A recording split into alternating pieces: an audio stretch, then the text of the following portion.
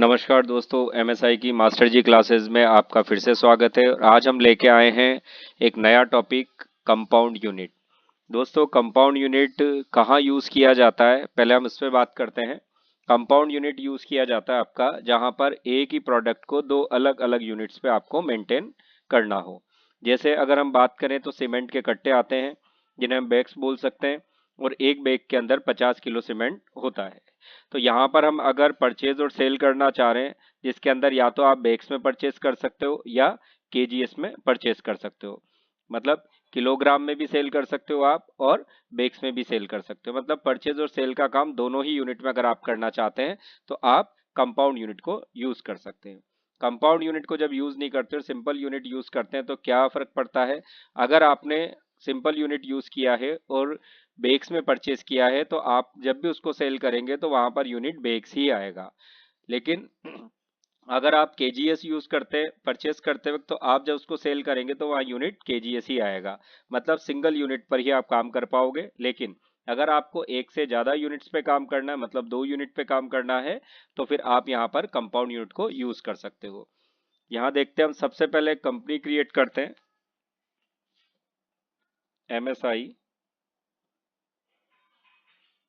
Compound unit के नाम से हमने एक कंपनी बनाई। एड्रेस अभी हम फिल कर देते हैं कुछ भी, और स्टेट राजस्थान, उसको हम एक्सेप्ट कर देते हैं। कंपनी क्रिएशन सभी को अच्छे से आ चुका होगा अब तक। यहाँ पर कोई ऑप्शन नहीं है जो कंपाउंड यूनिट के लिए हमें यस करना है, तो हम इसको एस्केप कर देते हैं कीबोर्ड की एस्केप की से। अब सबसे पहले तो हम लेजर क्रिएट करते हैं ताकि इनकी एंट्री बना सकें। तो हमें परचेज लेजर बनाना होगा। परचेज का अंडर ग्रुप सभी को मालूम है, परचेज अकाउंट होगा, और हम इसको भी एक्सेप्ट कर देंगे। सेल्स बनाएंगे हम, और सेल्स का अंडर ग्रुप आपको पता है, सेल्स होगा।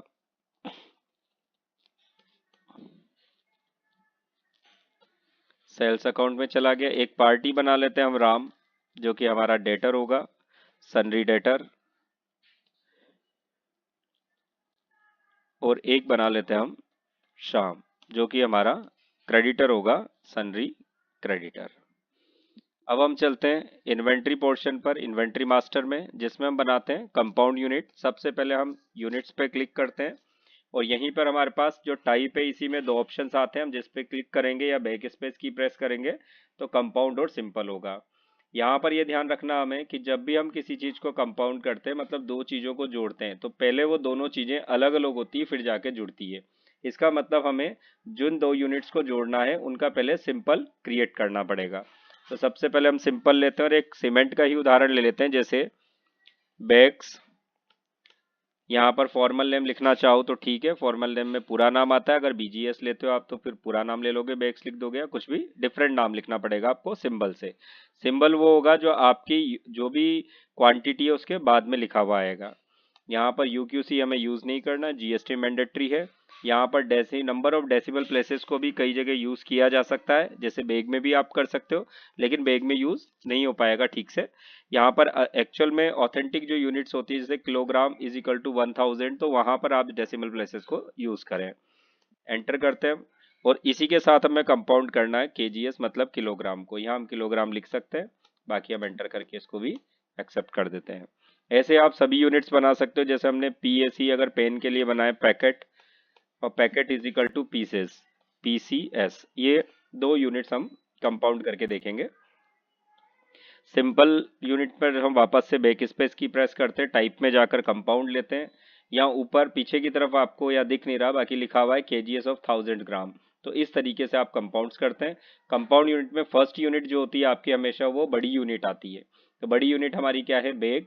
हमने बैग लिया, कन्वर्जन आएगा कि एक बैग में कितना किलो है या कितना क्या है, तो वो क्वांटिटी आएगी। तो एक बैग में हमने 50 केजीएस माना। इसके बाद यहाँ पर हम देखते हैं सेकंड यूनिट, और सेकंड यूनिट में हम लेंगे क्या? एक बैग में क्या है इनमें से? केजीएस, तो केजीएस लेंगे। तो यहाँ आप देख पा रहे हैं कि फर्स्ट यूनिट आपकी बड़ी यूनिट है, सेकंड यूनिट छोटी यूनिट है, और कन्वर्जन इस बैग के अंदर बड़ी यूनिट में कितने किलो है वो कन्वर्जन यहाँ लिखा है हमने। दूसरा हम बना लेते हैं, जैसे यहाँ पर पैकेट है, तो हम सबसे पहले पैकेट लेते हैं, और पैकेट में मान लो आपके 5 पीसेज है पेन के, तो हमने यहाँ पर क्या ले लिया? पीसेज। तो ये आपकी कंपाउंड यूनिट तैयार है। अगर कंपाउंड यूनिट को आपको देखना है तो आप अल्टर में जाकर इसको चेक कर सकते हैं, यूनिट में जाकर। तो आपके पास देखो सिंपल यूनिट्स भी हैं और कंपाउंड यूनिट भी तैयार हो गई। अब हम जब स्टॉक आइटम बनाएंगे, अभी हम ग्रुप वगैरह को स्किप कर रहे हैं, डायरेक्टली हम स्टॉक आइटम बना के देखते हैं। और स्टॉक आइटम यहाँ से भी क्रिएट हो जाएगा, लेकिन हम क्रिएट ऑप्शन पर ही जाएंगे ताकि प्रैक्टिस हमारी अच्छे से हो। स्टॉक आइटम में हमने लिखा जैसे बी ब्लैक सीमेंट, और ब्लैक सीमेंट का जो एक बैग है हमारे पास उसमें 50 kgs है। तो अब यहाँ पर ध्यान देने वाली बात यह है कि हमें सिंपल वाली यूनिट्स यूज नहीं करनी, कंपाउंड वाली यूज करनी है। तो हम कंपाउंड यूनिट लेंगे, इसके बाद इसको एक्सेप्ट कर देंगे। इसका आपको बता चुका हूँ पहले भी मैं कि यूनिट जो आपका ओपनिंग बैलेंस है उसमें क्वांटिटी रेट वगैरह हम नहीं डालते। अगर हमारे पास पिछले साल का कोई बैलेंस है तो ही हम इसमें डालेंगे, अदरवाइज नहीं। और अगर पिछले साल भी काम टेली से ही चल रहा था तो वो बैलेंस ऑटोमेटिक आ जाते हैं इसके अंदर। इसके अलावा ले लेते हैं हम पेन,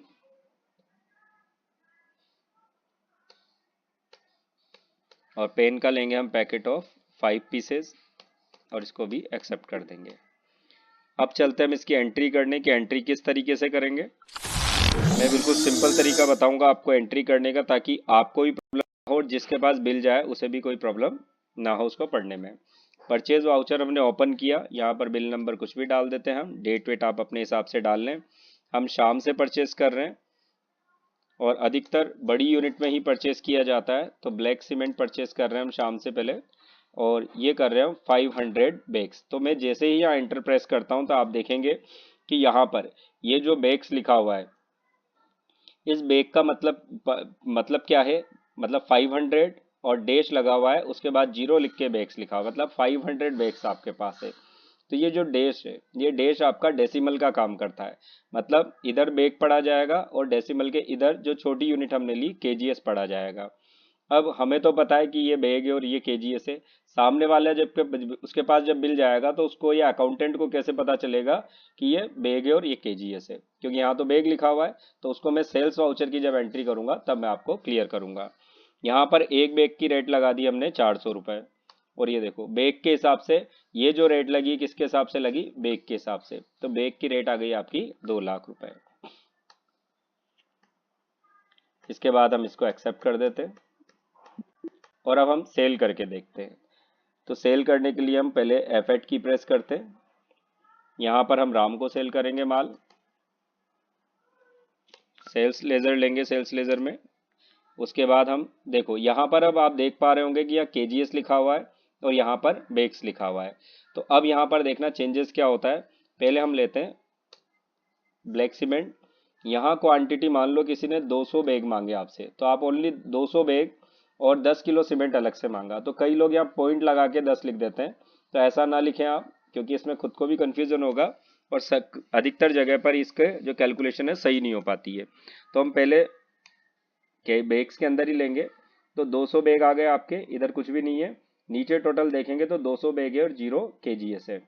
यहाँ रेट लगाते हैं क्योंकि बैग है तो बैग की ही रेट, तो यहाँ पर हम 500 रुपये रेट लगा देते हैं बेचने की। 500 रुपये के हिसाब से 1 लाख रुपए हो गए। 400 रुपये हमने खरीदने की लगाई तो 500 हमने बेचने की लगा दी। अब यहाँ पर हम क्या करेंगे, जो 10 किलो सीमेंट मांग रहा है उसको अलग से रिकॉर्ड करेंगे। इसको क्यों रिकॉर्ड कर रहे हैं हम अलग से, ताकि ये क्लियर हो। यहाँ पर यहाँ भी कर सकते हैं आप, करने में नहीं है, लेकिन कुछ जगह पे प्रॉब्लम क्रिएट होगी। तो सबसे सिंपल तरीका यही है। अब उसने 10 किलो आपसे परचेस किया, तो यहाँ हमने जब 200 लिखा था तब हमने बैग भी नहीं लिखा था और केजीएस भी नहीं, ऑटोमेटिक उसने बैग लिया, क्योंकि बड़ी यूनिट को वो फर्स्ट यूनिट मान के सेलेक्ट करता है। सेकंड यूनिट के अंदर अगर हम लेते हैं तो हमें यहाँ पर उसके साथ में लिखना पड़ेगा जो हमने वहाँ पर यूनिट ली थी। जैसा कि यहाँ देख पा रहे हैं आप, मैंने लिखा है 10 kgs। इसके बाद एंटर प्रेस किया। यहाँ पर देखें आप, अब जो डेसिमल लग रहा है उसके बाद में आया, लेकिन बाहर कौन सी यूनिट लिखी आई, बेक्स लिखी आई। इसको हम समझ लेते हैं एक बार। यहाँ पर जो हमारे सामने कैलकुलेटर नीचे ऑन हुआ है, कैलकुलेटर आप कंट्रोल के साथ एन करके कर सकते हो। अगर मैं आपसे कहूँ कि 500 ग्राम लिखना है मुझे, तो मैंने 500 ग्राम की जगह में डैश 500 केजी, यहाँ पर देखेंगे आप, इसको मैं दूसरे तरीके से 0.500 kgs, तो ये जो है ये केजीएस लिखा है, लेकिन इसको पढ़ा क्या जाएगा, 500 क्या है ये डॉट 500 केजीएस मतलब आधा किलो। इसका मतलब क्या हो गया, ये 500 ग्राम है ये। तो यहाँ पर भी कुछ इसी तरीके से होता है।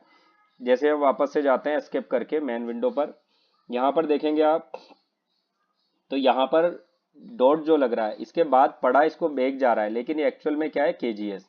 अब ये सेल का बिल है, तो सामने वाले के पास जब जाएगा तो उसको कैसे पता पड़ेगा कि ये केजीएस है और ये बेग है। तो अब यहाँ पर जो इसकी रेट लगाएंगे वो केजीएस में ही लगाएंगे। केजीएस में रेट लगाने के लिए आपको सिंपल तरीका बताता हूँ। 500 का आपका एक बेग है, इस चीज को ध्यान से समझें, अधिकतर बच्चों को कंफ्यूजन रहता है। 500 रुपए का आपका एक बैग है और एक बैग में कितने किलो है, 50 किलो। तो आपको इसको जब 50 से डिवाइड करोगे तो ऑटोमेटिकली 1 किलो की रेट निकल के आएगी। हम यहाँ देखते हैं कैलकुलेटर में, अब हम कंट्रोल एन नहीं करके हम डायरेक्ट कैलकुलेशन के लिए यहाँ पर रेट पर आकर ऑल्ट के साथ सी प्रेस करेंगे।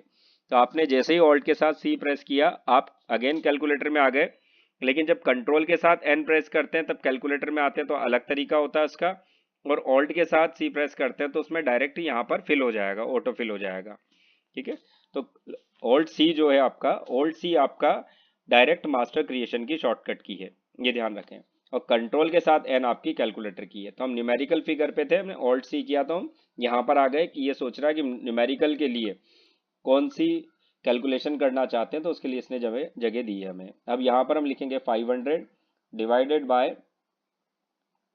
50, 50 से डिवाइड करेंगे। अगर एक बैग में 20 किलो होता तो 20 से डिवाइड करते, 10 किलो होता तो 10 से डिवाइड करते। ठीक है, इसको हम एंटर प्रेस कर देते हैं। अब ये जो 10 रुपए आई है रेट, वो किसकी आई है, एक बैग की रेट नहीं है, नहीं तो 2 रुपए का 10 किलो सीमेंट नहीं आता है। तो यहाँ एक बैग की रेट ना होके किसकी रेट है, केजीएस की। तो हम यहाँ मैनुअली चेंज करेंगे केजीएस। वैसे अगर आपकी इच्छा है तो आप बैग यहाँ पर बैग लिख के भी इसको सेव कर सकते हैं लेकिन हम चाहते हैं कि जो कस्टमर है या जिसके पास ये बिल जा रहा है उसको प्रॉब्लम ना आए, वो समझ जाए। देखो यहाँ ऑटोमेटिकली 10 रुपए का 1 किलो है, तो 10 किलो कितने का हो गया आपका, 100 रुपए का। और यहाँ पर भी आप देख पा रहे हैं नीचे की तरफ, और आपके सामने अपने आप ये सेट हो गया। 200 तो आपके बैग है और 10 क्या है, केजीएस है, और बैग्स लिखा हुआ है यहाँ, और यहाँ इसकी रेट लगा। ठीक है, इस तरीके से हम इसको कर देते हैं एक्सेप्ट। एक एंट्री और करके देख लेते हैं समझने के लिए। सबसे पहले हम F9 प्रेस करते हैं, बिल नंबर कुछ भी डाल देते हैं हम अभी, और जो क्रेडिटर है हमारा उसको लेते हैं हम, यहाँ पर लेंगे हम परचेज। उसके बाद अब हम खरीदते हैं पेन के पैकेट। इसको देखने से पहले आप यहाँ देखेंगे 299 बैग है और 40 किलो है, क्योंकि 50 किलो का एक कट्टा खोला गया, उसमें से 10 किलो सीमेंट बेच दिया गया, तो 40 किलो सीमेंट तो यहाँ बचा। यहाँ पर 200 बैग बेच चुके थे पहले हम, तो 300 बचे थे। 300 में से जो एक कट्टा खोला वो कम हो गया, और उसमें से खाली 40 किलो ही आपके पास पड़ा हुआ है। तो यहाँ भी कैलकुलेशन आपको समझ में आ चुकी होगी। पेन की कैलकुलेशन देखते हैं अब हम। पेन के पैकेट खरीदे हमने, 100 पैकेट्स खरीदे, और एक पैकेट की रेट है आपकी 24 रुपए, और हम इसको एक्सेप्ट कर देते हैं। इसके बाद हम सेल करके देखते हैं। F8 की प्रेस की हमने, यहाँ पर हमने जिसको भी माल बेचना उसका नाम लिखा, यहाँ सेल्स लिखा। देखो यहाँ पर हमारे पास 100 तो क्या है, पैकेट्स है, और 0 पीसेज है। एंटर प्रेस किया, सामने वाले ने कहा कि मुझे 20 तो पैकेट्स दे दो आप, तो ठीक है। जैसे हमने 20 लिख के एंटर प्रेस किया, ये जो डेसिमल, ये डैश जो है इसके इधर है, और ये पैकेट लिखा है, इसका मतलब ये कंप्लीट पैकेट है। एक पैकेट की रेट हम 25 रुपये लगा देते हैं, तो 500 रुपये के तो 20 पैकेट हो गए आपके। अब वापस से उसने कहा कि 2 पेन मुझे लूज में भी दे दो, ताकि मैं उसको यूज करके भी देख सकूं। तो हमने यहाँ पर उसको 2 लिखने के बाद ये जगह 2 लिखा, और उसके बाद PCS, क्योंकि पीसेज है एक पैकेट के अंदर। और अब 25 रुपये अगर मैं रेट लगाता हूँ तो भी 10 रुपये ही आएगा। ठीक है, लेकिन यहाँ पर अगर हम पीसेस की रेट लगाएं तो अगेन ऑल्ट के साथ सी प्रेस करते हैं। अब हम कैलकुलेटर में आ गए। यहाँ पर कैलकुलेटर में जब कैलकुलेशन के लिए आए तो 25 का एक पैकेट है, और एक पैकेट में 5 पीस है। अगर 2 पीस हो तो 2 से डिवाइड करते, ठीक है, 4 होते तो 4 से डिवाइड करते।